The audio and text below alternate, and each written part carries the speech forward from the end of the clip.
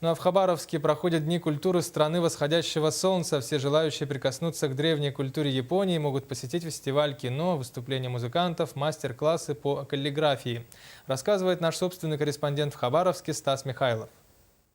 Один из мастер-классов провел шеф-повар японского консульства в Хабаровске. Сусима Киничиро решил расширить знания хабаровчан о традиционном японском меню. Ведь в Японии готовят не одни только суши и роллы. Мастер учил студентов торгово-экономического техникума готовить блюда домашней кухни.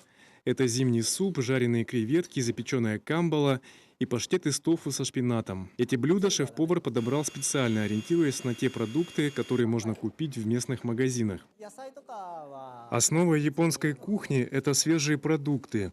Особенно ценится свежая рыба и морепродукты, не говоря уже об овощах и фруктах. В Хабаровске найти все это, особенно зимой, бывает весьма проблематично. В подмастерьях у японского шефа были старшекурсники торгово-экономического техникума.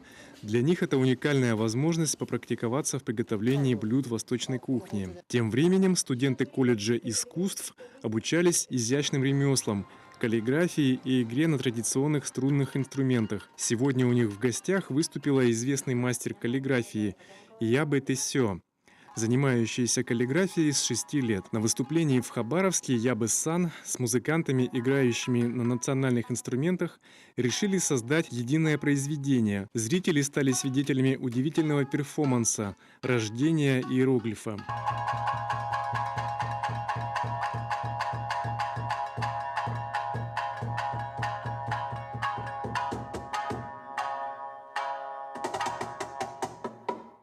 Ябе-сан признается, что ее выступление – это абсолютный экспромт, и иероглиф для написания приходит ей в голову спонтанно. Я до приезда сюда была уже более чем в 10 странах, в разных городах выступала, но выбор всегда обусловлен вот каким-то вдохновением. Я приехала в Хабаровск, походила по городу, увидела этот зал, увидела людей и решила, что иероглиф «Любовь», он как раз вот подходит вот к этому месту, к этому моменту.